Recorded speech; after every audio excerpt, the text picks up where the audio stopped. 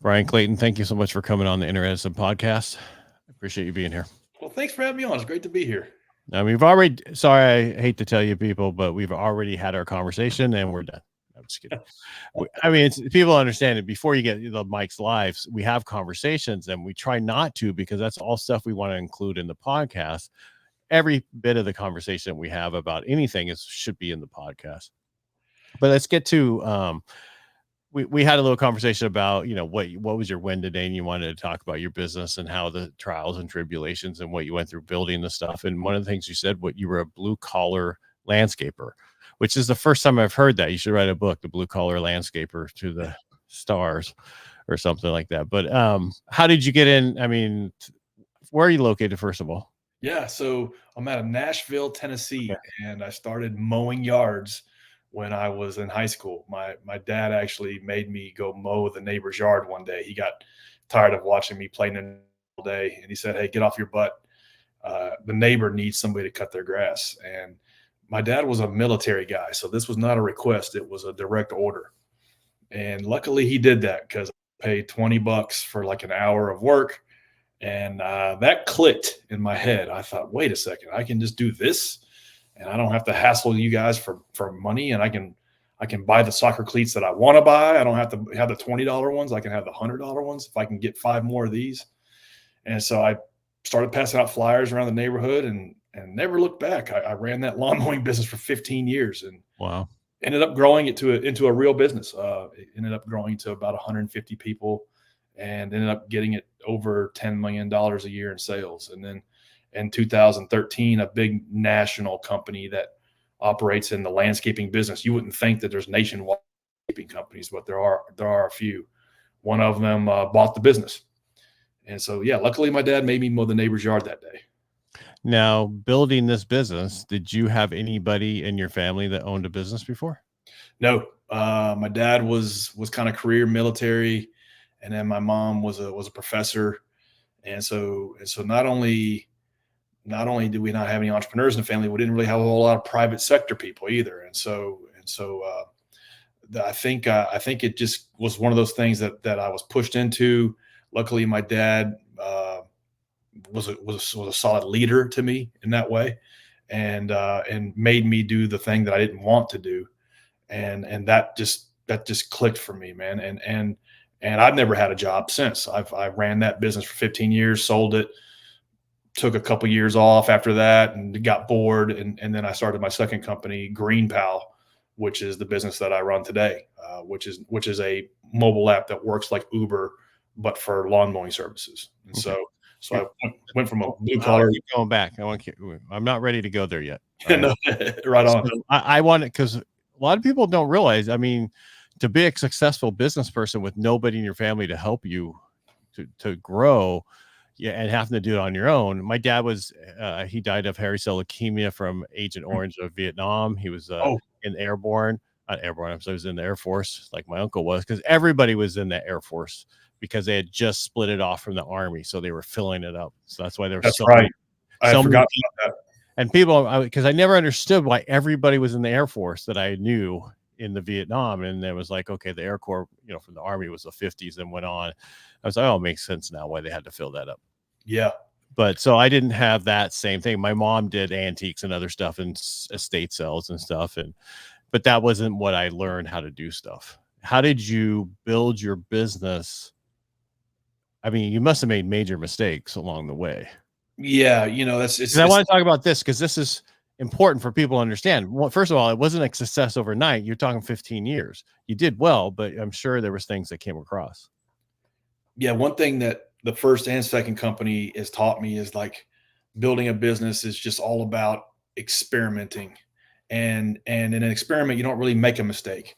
You try something, maybe it worked, maybe it didn't work. And then you learn, you adjust, and you push forward to the next level. And that's how the first company was. And that's how the second company's been.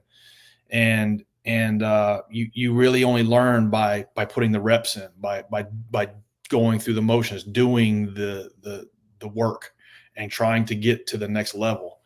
Looking back, the first company and the second company as well kind of looked like a video game almost. where it's like maybe there's 10 levels and you just work one level at a time, and you just keep running the level over and over and over again until you get to the next level. And so for me, there was mistakes at every single level. One of the first mistakes I made running the first business was I just thought you hired employees when you had too much to do, and you couldn't get to all your customers, and you couldn't get to all of the work that you had coming in. So you hired employees, and I woke up one day and couldn't make payroll. And I realized, hold on a second, you can't just hire people just because you have work to do. You have to make the economics of the business make sense. So I had to, on a legal pad, figure out, okay, how much am I charging my customers? How much am I paying this guy? How much is the overhead? How much is the taxes on that? And so that was one of the first major lessons I learned in business. And I think every entrepreneur's probably gone through that, where you couldn't make payroll. And so they don't teach us this stuff in school. They don't teach us this stuff in business school. You just have to learn it by doing it. And so, working every level of the game, and not worrying about Bowser when I'm on level 2, is how I would describe it. Just get to the next level and focus everything you've got on that level. Gotcha. Because you built a successful business, and that's why I'm focused. So did you go to college? How did you get any of your understanding of business? Did you read books? Did you go to masterminds? Did you have a coach? I'm just trying to understand. At what point you were like, I hired some people, now who's going to manage these people? Yeah. Because there's many things that you come up with that most people don't understand that they have to deal with. Yeah. So in the early days, it was, okay, do it all wrong, and then figure out and how bad do you want to get to the next level, and then figure out how to do it right, and then rinse and repeat. And so different lessons that I would have learned along the way. First off, I went to business school, but I didn't really learn anything about running a business in business school. They don't teach you how to run a business in business school. They teach you theories around big businesses, and maybe theoretically how to run a huge company, but not how to run a small landscaping business. And so I remember mowing yards all day long, going to business school at night. And at the time, I was maybe year 3 or 4 in college. I probably had 4 or 5 employees. And I remember thinking, this is not what I'm learning in business school is not what actually goes into running a real business. I remember that disconnect. But some mistakes that I overcame was, I was driving into my shop, into my office. I might've had 7 or 8 employees at the time, and I didn't want to go there. I didn't want to be in the environment. I didn't like most of the people that worked for me. Most of them didn't like me. I didn't like most of our customers. And I was just like, this sucks. How did I end up in this kind of miserable situation? And then I realized, and I kind of felt like a victim. And I realized, you idiot, you built all this. Like, this is your creation. You hired every single one of these people, and you recruited every one of these customers that you have. And so you created all of this, and this is your making. And actually, it's a reflection of who you are as a person. These people are jerks because you're a jerk every day. The customers are pissed off because you don't treat them well and you don't give them good customer service. And so it was very much like a self-reflection moment where I had to like suck it up and start working on myself, and start taking, reading every book I get my hands on around leadership and management and sales and customer development. And so back in those days, this is the early 2000s, we didn't have podcasts like this, we didn't have YouTube University. So a lot of it was just getting my hands on whatever books I could get, checking them out at the library, quite literally. And then attending seminars, going to workshops, industry related meetups. Yeah, I would go to like an industry related convention where you would visit the facility of a $60 million a year landscaping company. That was inspiring to me, and I would try to learn everything I could from huge operators like that. So it was a lot of doing, and then seeking out information, taking that, applying it to what I was doing, and then rinse and repeat. And honestly, it took 15 years. Knowing everything I know now, I could probably do it in 2. but at the time I didn't know what the hell I was doing. So it was just going from one failure to the next without a loss of enthusiasm and getting to the finish line. Well, I mean, if you're supposed to fail, I mean, just keep failing because you keep trying, and if it doesn't work, you do something else. So you learn from it, and that's important. Totally. But I think people don't realize you have a lot of stuff that hits you a lot, and people, there's certain things that you could do everything right, and somebody else does something and it just totally messes up your company or something. Absolutely. With it. And people don't get that. It's like, and the job security of back to the colleges are made to make employees. Right. So that's what business school is, and that's to be good employee for business, not to actually run your own business. And people don't understand that. That's because I have my bachelor's and master's. I did that because I was in the Navy, and I used this GI Bill and everything to get that, but it didn't teach me hardly anything. I mean, they tell you this is a quadratic equation and you're going to use it all the time. No, I'll never use it. But thank you for that. Appreciate it. Yeah, totally. I try to. My nephews are getting of the age where they're going into college, and I have to tell them the truth that if you want to be an entrepreneur like me, you don't necessarily need to go to college. Matter of fact, it's probably not the best decision for you, because college is not going to teach you what you need to learn to please customers and get train employees and pay taxes and do your bookkeeping. You're not going to learn those things in college, and you're going to waste 4 years learning things that don't apply to what it is you're trying to do. And like you said, college is basically there to serve as a signal to potential employers. So they know, okay, well, this university has done some kind of job of screening out people who aren't serious. And so, okay, you got a little bit of a stamp of approval there. It shows that you can stick it out for something for 4 years. Maybe you learn a couple of actual practical things, but not much. And I think that's getting worse and worse every year as kind of this like education bubble continues to inflate. And so, yeah, if I could do it all over again, I would have skipped it. But I got the degree, and I wasn't really certain at the time that I was going to be a lawn guy my whole life. So I was going to college. I really wasn't sure that I was going to go all in on this landscaping business. But when I graduated college, I did like some back of the envelope math, and I'm like, man, I'm making, 3 times what I could make in the job market. This could be my lane. I could grow this into a real company. And so I just pinned out, okay, well, if the business is doing, at the time, I think I was doing $300,000 or $400,000 a year in revenue. If I'm doing $300,000 a year in revenue with these things, what would it take to get to $1 million? And can I do that in 5 years? And so made a little plan and started working on that plan, and ended up doing it in 2 years. And I had a lot of luck. I was operating in Nashville, Tennessee. Nashville was growing at the time and still is now. So there's a lot of opportunities for new customers and new businesses that needed landscaping services. So I did have the wind at my back in a good way. But I'm so glad that I just stuck with it, because running my own business is taking me places in life that working a job wouldn't have done. Hey, I apologize. I went away for a second. Glad you kept talking. No worries. It's been the weirdest thing. It's like they must be working on the internet. Because I have fiber, dude, which is usually 1 gig by 1 gig, and it's like barely keeping on right now. So they must be doing some work on it. And I'm happy they're doing it right when I'm doing my podcast. That's the way it always works. Yeah. And normally I don't have a problem, but it was like, bam. So if there's an issue, we might need to redo it. If not, I'll try to do everything I can. Okay. Right? But I'm glad you kept going about what you did.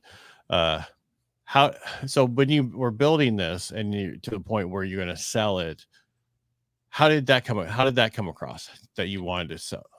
So little by little, tired? Were you done with it because you've been doing it for 15 years? Or I didn't really know it at the time, but one of the things that was fulfilling and rewarding running that business was that I was growing into a whole new person every year, 2 or 3 years. And so when you're pouring all of your soul into a business, you are always outside of your comfort zone, and you're evolving and developing in a way that suits the growth of the business.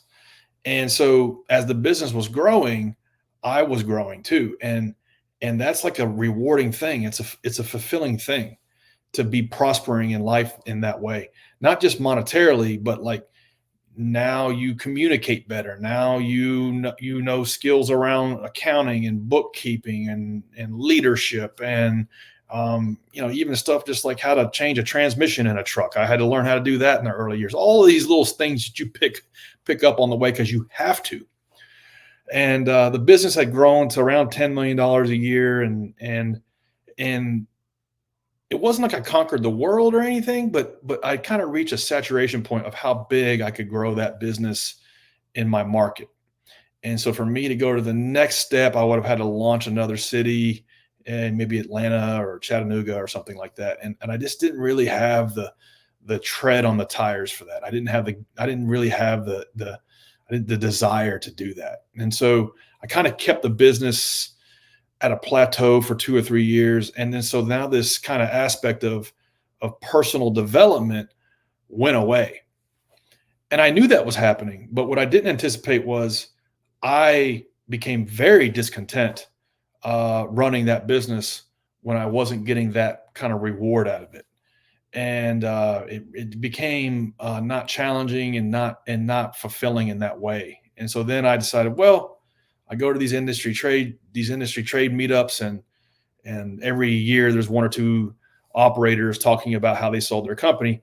Maybe I could do that. And so I approached a broker that specializes in this one industry, and he kind of walked me through the process, and I thought, okay, yeah, I could get this done in 6 months.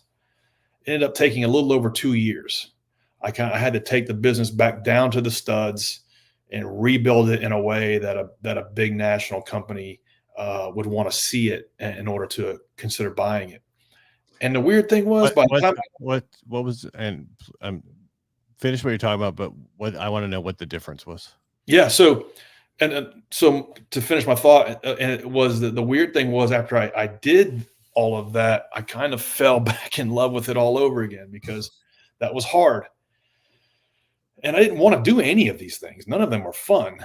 It's kind of like going to the gym. You go to the gym. You don't want to go to the gym, especially like 7 o'clock in the morning. But after you get done working out, you feel so much better the rest of the day. Well, that's kind of how this was, but at a bigger scale in my life. And so some of the things we had to do was the way I had built the business in terms of account managers and salespeople. I had screwed all of that up, and some of them were doing both jobs. And so the way these big national companies want to see your business, they want to see it kind of structured in a way where sales and operations are separated. So that was the first thing. I had to like redo the whole org chart and hire some new people and help some other people find a new job somewhere else because they weren't going to be good fits.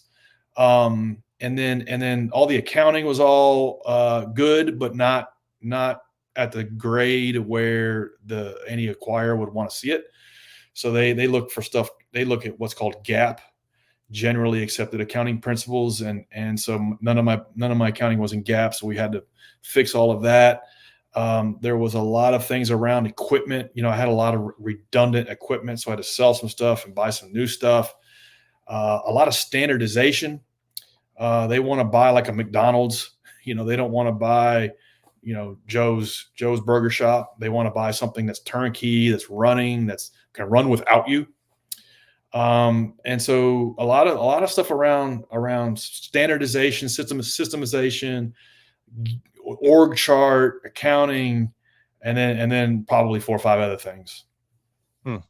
And so then when you did all this, now your company's running perfectly because you did it the right way the second time, making more money than I ever made. And am able to pay people more than I ever paid them, completely debt free. And at this point, the bets have been made. I have to continue on with the process. And so I really could have kept running it and been fine, but I don't have any regrets about selling that company. It was the right thing to do. All right. And so then you sold the company. Everything worked out because I'm sure you had a 5-year thing that you couldn't do certain things. How long did you have to stay on once you sold it? So usually you have to stay on at least a year. Right. But these guys, They didn't want me around. They said, "Hey,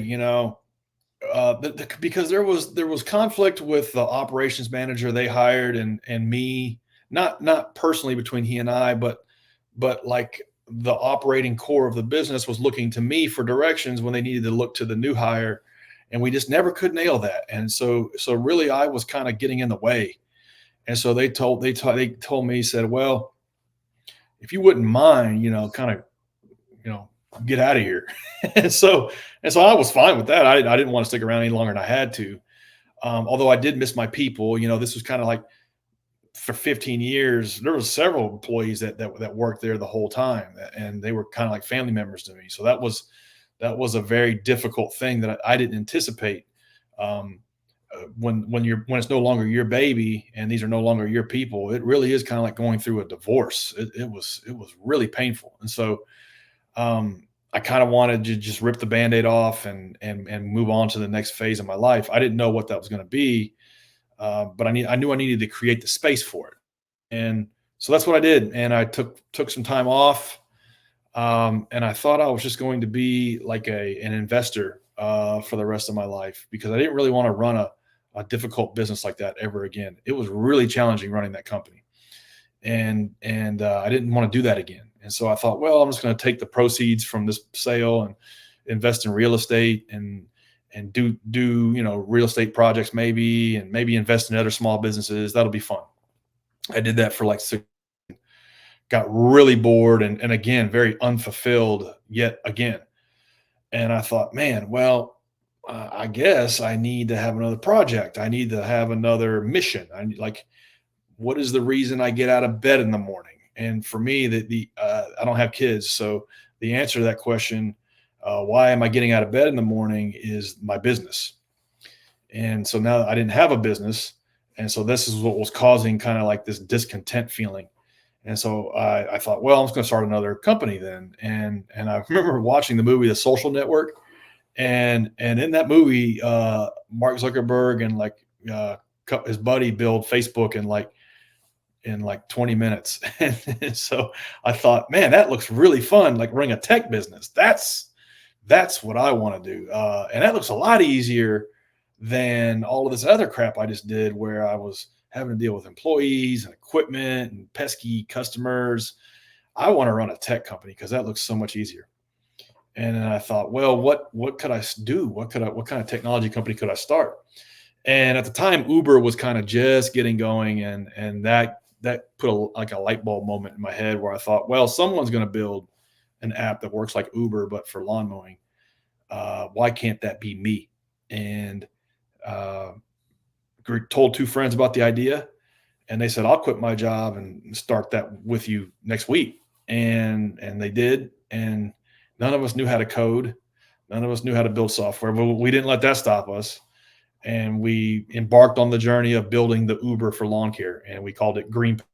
And now today, GreenPal is a 10-year overnight success. Around 300,000 people every week use the app to get lawn mowing done. So they just go on there and I need someone to mow my lawn. That's what they do. Yeah. So yeah, it works kind of like Instacart or DoorDash, where you go on there, you put your address in, and then lawn mowing services nearby you become available, and they give you pricing, and then you browse which one you want to work with, and you hire them right on the app. And then if you like how they did, you just push another button and they come every week. And then you can also use it for shrub pruning, mulching, anything else you need in the lawn. And we started off, it was very humble in the early days. I thought within 2 years we would be nationwide with 100,000 people using it. That ended up taking like 7 years. And so the first year or two were really, really challenging.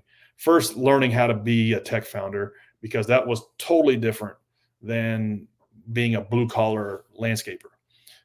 They were almost 2 different, completely unrelated journeys. And so I had to learn how to code, had to learn how to build software, had to learn how to recruit developers and engineers, had to learn how to design software. All of these things I kind of had to learn, and my co-founders did as well. So now we're going back to like the personal development thing. Now I'm getting this fulfillment, this rewarding, enriching experience of learning new skills. And then the process of inventing a new product from scratch, nobody told me how hard that was. And that's a lot harder than running a traditional business. When you're inventing something brand new that nobody knows how to use, nobody knows to use, that's a lot more difficult than I anticipated. But we started off like dialing for dollars out of Craigslist, out of Facebook, calling landscapers and telling them about this new thing we built. And 9 out of 10 would hang up the phone on me, but we ended up getting 10 or 15 landscapers to try it out in Nashville, and that was the basis. Now 52,000 landscaping companies use it to get customers and run their lawn mowing business. Wow. So it's basically they don't have to worry about marketing or anything else. You do all that for them. That's right. Yeah, that's the value proposition is, let's say you're a fireman or you're a teacher or you're retired and you want to mow 20 yards a week because you want to make an extra $1,000 a week. You don't want to run a Facebook ad campaign. You don't want to run a Google AdWords campaign. You don't want to figure out how to advertise on Nextdoor. You don't want to pop up a QuickBooks account. You don't want to do any of these things. You just let me go mow some yards and get paid. So that's what GreenPal does. GreenPal allows these small operators to plug in, get connected with customers that need their services, quickly keep everything organized in one place, like a CRM, all of their routing, all of the organization of running a small lawn mowing business, and then helping them get paid on a rolling basis, within 24 hours of the work that they do. So it's like a business in a box for them. Gotcha. Do you handle payroll stuff too, or how is it? Are they all small businesses? Yeah. So maybe one day we'll go up market and develop an enterprise solution for larger landscaping companies. But right now our bread and butter is your one person operators, because really as a consumer, that's who you want coming out anyway. You want to call Joe's lawn mowing service and you want Joe to show up.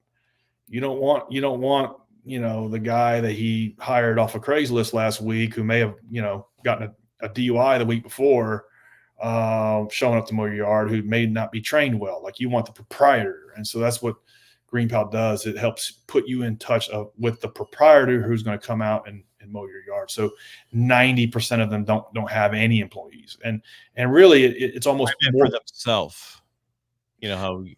That's what I meant. Yeah, handling all of their own personal taxes and things like that. We haven't gone that deep into integration yet. They get a 1099 from the payment processor, and so all of their own taxes and things like that they need to handle. But everything in terms of who owes you what money, what customers do you have, how much are you charging them, what stops do you have today and this week and this month. What lawns are available nearby you that are free to quote? Go ahead and submit that pricing, and then also upselling. Okay, these customers you don't have seeding booked with you for this fall. You need to reach out to them. We're coming up on seeding time right now, so being like a coach for them and like a business in a box, and in their pocket is what we're built to do. Have you thought about doing that marketing for them for the seeding instead of telling them? You just send it out for them as their CRM. Yeah, we do it on both sides. So the thing is curious. Yeah, it's a marketing automation piece for them to their customers. So let's say you've got 100 customers on your GreenPal account. The system will send out timed messaging to them throughout the year of, okay, do you want to add on shrub pruning? Do you want to add on seeding? Do you want to add on leaf removal? So having that working for them in the background, but then also nudging them to give a personal kind of touch to it and say, hey, my account sent you an email last week. Did you want to go ahead and book that? Because the self-serve piece of it, the automated piece of it does catch a lot of it, but it's just a personal phone call or text message to try to reach out and solve a customer's problem. Right. No, it's a great idea. The first thing I thought of is snow removal. Totally. Yeah. We bolted that on a couple of years ago. And when we started, we were the easiest way to get a lawn mowing service. And then we bolted on snow removal, and we quickly learned that, Yeah, you got to keep the main thing the main thing. Snow removal is a whole nother animal. But we have figured it out since. So now 2 or 3 years in, you can use the app also to get a snow plowing contractor, in a matter of minutes. So but it's taken us a while. I only thought because I have my cabin up in Cold Springs here in California, and that's the thing. Our winters have been worse the last few years. So I've got a lot of snow, and to get people to do it, you have to run into them, find them, and it's really hard. And a lot of I'm not adding more clients on. Okay, well, I need to get more. I don't want to do it anymore. Right. And somewhere out there in that zip code or in that local community is a guy who just put a plow on his truck who has 0 customers. Right. And how do you find him? And how does he find you? And so that's what our network is designed for. Yeah. Yeah. I was just thinking, because a lot of these people who get 1099, they're going to be paying a lot of taxes, so they didn't do their supplemental taxes, throughout the year. Totally. Yeah. Hey, by the way, you might want to put this amount away. Send this in. Totally. Yeah. Developing content and trying to educate these proprietors on what it means to be a business owner. And not only just that, but kind of the mentality and attitude of, you can't say, hey, I'm not showing up because I don't feel like working today, or I got to take my kid to school, or I got to take my kid to softball practice. It's like you needed to have been proactive about that and manage your business. This is not a job. So a lot of what our platform does is kind of slowly indoctrinate somebody who doesn't know what it means to run a business, because nobody ever teaches us how to run a business, into what it means to run a business. And so now you've got all of these things like customer service and communicating with your clients and being proactive about heading off problems, rather than just saying, hey, I'm not coming into work today. And so that's one of the things that caught me by surprise when we started the company was nobody is born to know how to run a small business. And so it's our platform's job to help teach and coach these folks along the way. That sounds like a mastermind coming. No, because I know the guy that's he does for karate at Mastermind. And Nice. He's in LA, and he's huge. I mean, he was the guy that was in the I can't think of the game that was made into a movie, the older one, not Tekken. Anyway, Mortal Kombat. Oh, nice. So, and he started a mastermind for dojos and all that stuff, and it's huge. That's awesome. Yeah. And those exist because nobody teaches us these things. Right. I'm just saying, with what you're talking about, what you're treating, that could be a totally add on to, hey, now we're going to try this out for, if you're at this level, come, and, if you want to get to this level, come. Yeah, exactly. That would help. And that would help us add value to these guys and gals, and also help them get to the next level. Right. Because now this is nationwide, or is it mainly in certain areas more that you see than anything else? Started off just in Nashville, Tennessee, spent 3 years there trying to make it work well. And then we slowly started launching it into other cities. And so now it is nationwide, United States. Any town with over 20 or 30,000 people, give or take, you can use GreenPal to get a lawn mowing service. And you have enough people signed up for nationwide, or you're still trying to get there? In most markets, we have a waiting list for providers. Some markets, now some markets, especially out west, we're not as well known because those were some of the later cities we added on. And like California. Are you in California? Yeah, all up and down Cali. So anybody out there that wants to try it out, free. It's free to sign up as a consumer. It's free to sign up as a vendor. And again, what's the name of it? Called greenpal.com. I'll have it in the show notes. Awesome. Bryan, it's nice talking to you today. Well, I really appreciate you having me on. Thank you. I really get to know your business and what, how you went through. And for most people, they think overnight successes happen and it takes 15 to 10 years. Yeah, totally. That would be the one key takeaway. Don't start on this journey unless you want to dedicate a decade to it. Yeah. I mean, because I'm in the mortgage industry. Our issue is we can build a great company and then things happen that we don't control, and you have to lay people off because you just don't have exactly. God, painful. And so after so long in this industry, I'm going, okay, are you going to learn from this or what? And so I've been doing totally different things, even though I'm still in the industry, other stuff, coaching, other stuff that Right. going, okay, I need continual income, and this is not the way to do it.